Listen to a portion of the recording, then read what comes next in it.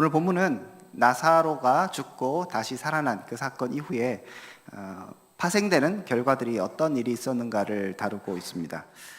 1절에도 한번 말씀드렸는데요. 예수님은 나사로가 죽을 병에 들리셨을 때 일부러 시간을 지체해서 이틀을 더 기다리셨다가 나사로에게 가셨습니다. 아마 그 이유는 나사로가 확실히 죽어서 무덤에 들어갈 것을 기다리고 계셨던 것 같습니다. 확실히 나사로가 죽어야 그래야만 죽은 자를 살리는 예수 그리스도의 능력이 더욱더 부각될 수 있기 때문입니다. 자, 이런 상황들 가운데서 이제 예수님께서 나사로를 살리고 나서 결과가 나타나는데 두 가지로 나타납니다. 오늘 본문에 보면 45절에 이렇게 되어 있죠. 마리아에게 와서 예수께서 하신 일을 본 많은 유대인들이 그를 믿었으나 라고 되어 있습니다. 그래서 예수님을 믿은 사람들이 등장합니다. 하지만 예수님을 믿은 사람만 등장하는 게 아니라 예수님을 대적하는 사람들도 등장합니다. 그것이 46절부터 있게 되는 것이고요.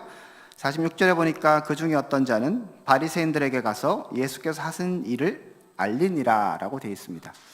이게 현대인 번역이나 다른 번역으로 보면 고자질했다 이렇게 되어 있거든요. 그래서 예수님께서 나사로를 살리신 것에 대해서 좀 안 좋게 생각했고 그것을 예수님과 대척점에 서 있는 종교 지도자들에게 이제 얘기하신 겁니다.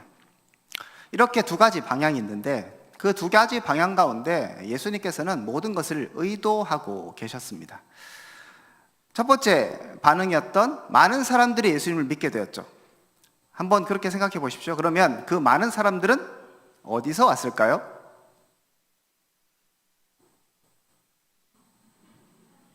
예, 알려드리겠습니다. 잘 들으세요.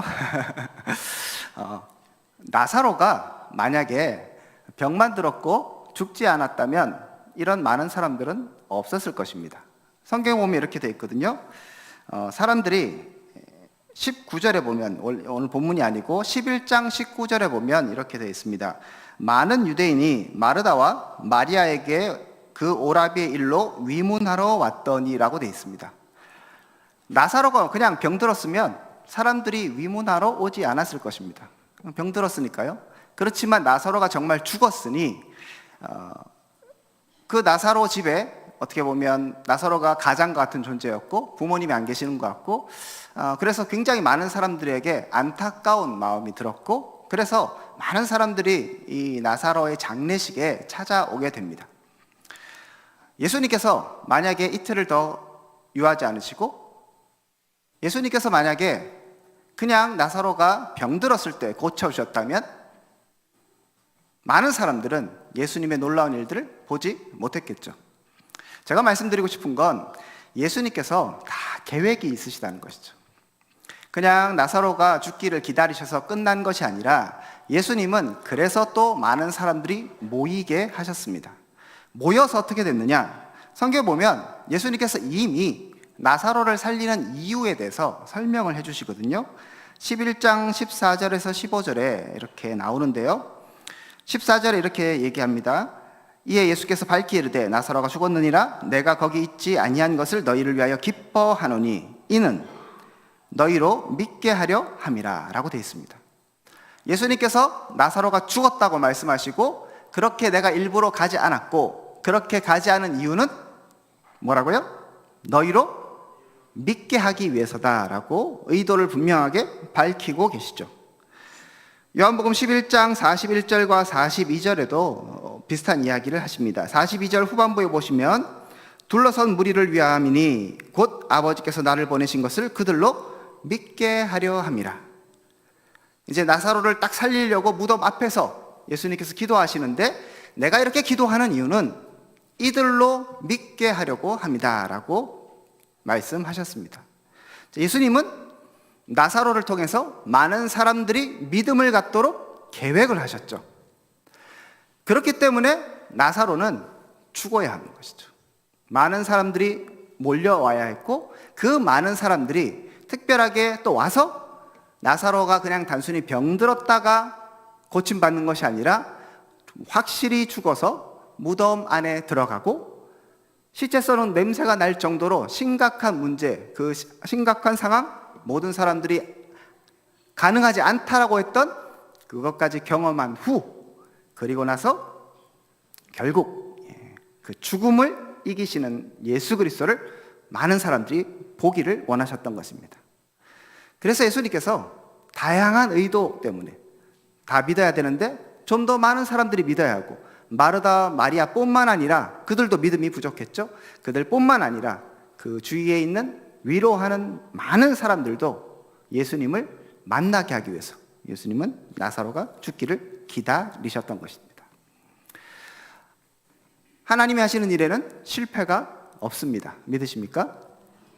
하나님은 의도를 가지고 지금도 이 땅을 통치하고 계십니다. 믿으십니까? 예. 우리의 생각과 우리의 가치관, 또 우리의 어떤 판단력으로는 이해할 수 없는 수많은 영역이 있습니다. 그럼에도 불구하고 하나님은 계획을 가지고 계십니다. 이렇게 많은 사람들이 몰려오게 하셨고, 그 많은 사람들이 이제 나사로가 부활하는 장면을 보고 성경은 많은 사람들이, 많은 유대인들이 예수님을 믿었다라고 고백하고 있는 것이죠. 자, 그럼 반대로 이제 두 가지 반응인데, 예수님을 사람들이 많이 믿었어요. 자, 그런 반응도 있지만 또 한쪽 반응에서는 예수님을 대적하고 예수님을 죽이려는 그러한 반응도 나타납니다. 자, 그러면 많은 사람들이 예수님을 믿은 것은 하나님의 계획과 간섭이 맞습니다. 자, 그러면 예수님을 죽이려고 하고는 이 반응, 이것은 예수님께서 실수하신 것일까요? 예수님께서 모르고 나온 어떤 결과물일까요? 그렇지 않겠죠? 우리가 앞에서 봤던 것처럼 예수님께서 다 계획이 있으셔서 많은 사람들 불러 모아서 그들에게 믿음을 주셨던 것처럼, 또 반대로 예수님을 대적하고 예수님을 받아들이지 않는 그 사람들도 예수님의 계획 가운데 들어가 있는 것입니다. 좋은 면도 하나님께서 계획하신 것이지만, 대적자들이 일어나고 하나님을 믿지 않고 그리고 예수님을 죽이려고 하는 것도 모든 것이 주님의 섭리와 계획 안에 있다는 것을 우리는 잊지 말아야 합니다. 나사로가 죽고 부활한 이 사건은 예수 그리스도의 죽음과 부활을 예고하는 예고편이었습니다. 자, 예수님께서 나사로가 죽었던 것처럼 죽으셔야 했죠. 그리고 나사로가 산 것처럼 다시 살아나실 것입니다. 이런 상황 가운데 필요한 것, 죽으셔야 되는데 자살을 할 수는 없죠. 누군가 죽여야 합니다. 예수님은 그 악한 자들을 사용하시는 거죠. 똑같은 부활을 보고 어떤 사람들은 믿었지만 어떤 사람들은 그 부활을 보면서 걱정하고 근심하고 예수님을 죽이려고 합니다. 예수님의 부활 사건 이후에 그 사건들을 듣고, 예수님의 부활이 아니라 나사로의 부활 그 소식을 듣고 나서 47절에, 오늘 본문 47절에 이렇게 얘기합니다. 이에 대제사장들과 바리새인들이 공회를 모으고 이르되 이 사람이 많은 표적을 행하니 우리가 어떻게 하겠느냐. 고민거리가 생긴 거예요. 어떤 사람들은 그 사건과 그 소식들을 보고 듣고 기뻐하며 믿었다면, 어떤 사람들은 하나님의 하신 일들이 걱정거리가 되는 거죠. 어떡하지? 그 이유가 뭐냐면 48절에 만일 그를 이대로 두면 모든 사람이 그를 믿을 것이요 그리고 로마인들이 와서 우리 땅과 민족을 빼앗아 가리라 라고 얘기합니다. 이들의 이제 고민이 있는데 예수님께서 엄청난 기적을 행하시는 거죠. 그것들을 보면서 이제 많은 사람들이 다 예수님 믿게 되겠구나 라고 생각한 것입니다. 실제로 그런 일들이 일어나고 있었고요. 그래서 걱정이, 그러면 로마가 우리 땅을 다 빼앗겠다, 우리 민족을 빼앗아 가겠다, 우리 민족을 이제 더 이상 이렇게 공격하겠다, 이런 생각들을 하기 시작했습니다. 사실 별로 관련이 없는 얘기입니다. 예수님은 정치적 메시아로 오신 분이 아니기 때문에 로마의 세력과 싸울 그런 관심이 없으셨죠. 그런데 이 예수님을 대적하는 이 종교 지도자들은 예수님을 이해하지 못했고 하나님의 나라를 이해하지 못했습니다. 그러니 온통 마음속에는 이 땅의 나라, 자신들의 안전, 그리고 내가 쌓아놓은 이 부와 명예와 이 기득권, 이것을 놓칠 수 없는 것이죠. 그래서 그들은 고민했고요. 그 결과로 53절에 이날로부터 그들이 예수를 죽이려고 모의하였다고 성경은 기록합니다. 악한 자들은 고민하고 애쓰고 힘써서 하나님을 대적하고 예수 그리스도를 죽이는 쪽으로 결론을 내고 있습니다. 그런데 말씀드렸던 것처럼 이 결론이 결국은 예수님께서 의도하셨던 나사로의 죽음과 부활을 통하여 예수 그리스도의 죽음과 부활을 예고하는 그 예고편으로 사용하시는 것이죠. 나사로가 죽고 부활하는 그 사건을 통해서 예수님을 죽이려는 결과가 나타납니다. 이 죽이려는 그 결과는 그들의 악함, 하나님의 간섭을 넘어서고 하나님께서 컨트롤하는 것들을 비껴나서 일하는 것이 아니라 하나님의 모든 계획 가운데 다 들어가 있는 것입니다.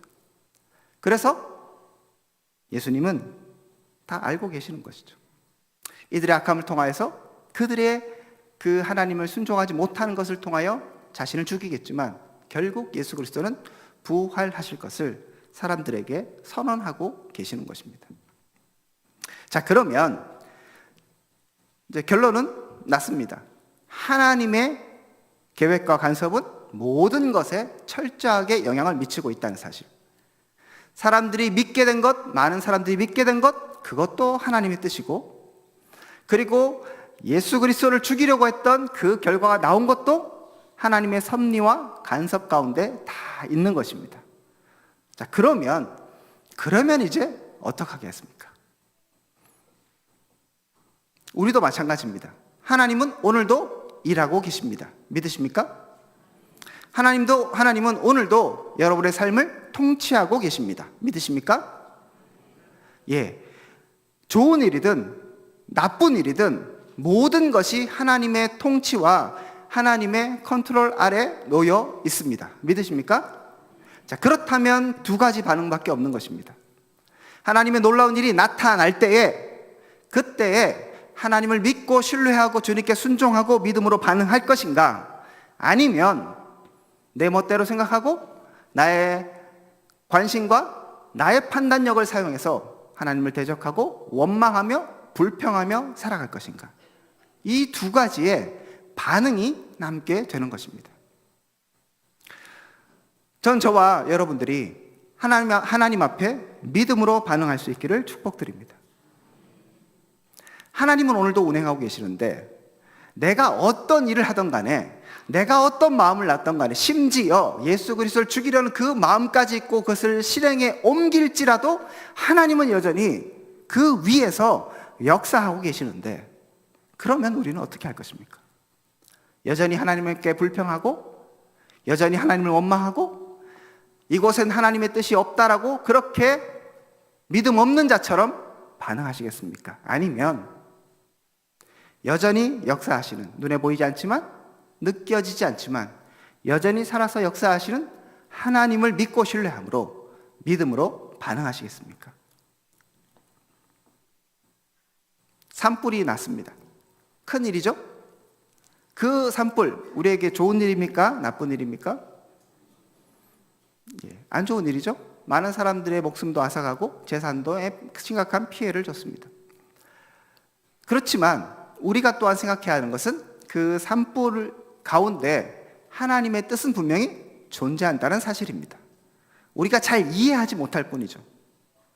당장의 눈에 보기에는 이것이 피해이고 문제입니다. 앞으로도 또 그런 문제들이 발생할 수 있습니다. 하지만 우리가 이해하지 못하지만 하나님은 그 속에서도 여전히 계획을 갖고 계신다는 사실을 믿으시기를 축복합니다. 이 나라 민족도 마찬가지입니다. 혼란과 어려운 가운데도 하나님은 여전히 계획을 갖고 계신다는 사실들을 잊지 않아야 하는 것입니다. 그렇다면 믿는 자들의 반응은 이제 하나님께 감사하고 주님께 찬양하는 그 고백, 그 믿음의 고백으로 나갈 수밖에 없는 것이죠. 어려운 상황이 있을 수 있습니다. 그래서 우리의 마음 가운데 안타까운 마음이 있을 수 있죠. 그럼에도 불구하고 하나님께 나아가는 여러분 될 수 있기를 축복드립니다. 왜냐하면 하나님은 실수가 없으시기 때문입니다. 하나님은 지금도 이 땅 가운데 운행하고 계시기 때문입니다. 그리고 이 믿음이 저와 여러분에게만 그칠 것이 아니라 우리 다음 세대들에게도 계속적으로 전달되고 전수될 수 있기를 축복합니다. 오늘도 우리 어린아이들 저기 참석했는데 설교는 하나도 듣지 않고 있고 지금 열심히 하고 있습니다. 우리 초등학생들 예. 자, 하나 물어볼게요. 네. 예. 엄마 아빠가 똑똑해요? 여러분이 똑똑해요? 네가 똑똑해? 예. 여러분들보다 엄마 아빠가 똑똑해요. 예, 지금은 그래요. 나중에 되면 엄마 아빠보다 여러분들이 똑똑할 수 있지만, 그런데 엄마 아빠가 실수합니까? 안 합니까? 이건 정확하게 알고 있네요. 예. 엄마 아빠가 실수해요. 그죠? 예. 그래도 지금 우리 친구들, 우리 초등학생들 믿을 건 엄마 아빠밖에 없죠. 그죠? 네, 좋습니다. 이런 모습 좋습니다. 자, 여러분들 엄마 아빠는 여러분 다 똑똑하지만 실수해요. 그죠? 예, 그래서 엄마 아빠를 전적으로 신뢰하면 안 돼요. 그러면 실수하지 않는 유일한 존재가 계십니다. 누굴까요? 우리 드림교회 미래가 이렇게 밝습니다. 그죠? 예. 그러므로 엄마 아빠를 신뢰하기도 해야 되겠지만 하나님만 신뢰하기를 축복합니다. 자, 우리 어린이들 다시 한번 묻습니다. 하나님만 신뢰하기를 축복합니다. 네. 우리 아이들이 정확하게 이해했는지 모르겠지만 너무 단순한 이야기인 것이죠. 그죠? 하나님이 보이지 않을 때도 있고, 또 우리가 의지하는 부모님, 또 주위의 친구, 목사님, 옆에 있는 어떤 다른 것들, 그런 것들도 완전하지 않습니다. 그렇지만 당장에 이해되지 않아도 하나님은 실수하지 않으십니다. 그죠? 하나님은 때로는 나사로를 죽게 하셔서 많은 사람들을 슬픔에 있게 하고, 그리고 그 고통 가운데 어려운 가운데 있게 하시지만 그것을 넘어서서 사람들을 불러 모으시고 믿음을 주시고 부활과 능력들도 체험하게 하시는 거죠. 또 하나님의 그 일하심은 악한 자들의 마음 가운데는 불안함과 반감과 적이 하나님을 대적하는 마음들을 갖게 하셔서, 하나님 갖게 하시는 건 아니죠.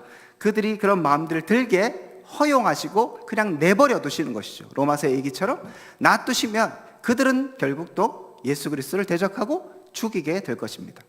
그럼에도 불구하고 그 십자가는 죽음으로 끝나는 것이 아니라 승리였고 부활이 있고 결국 하나님의 영광과 하나님의 구원은 성취되는 것입니다.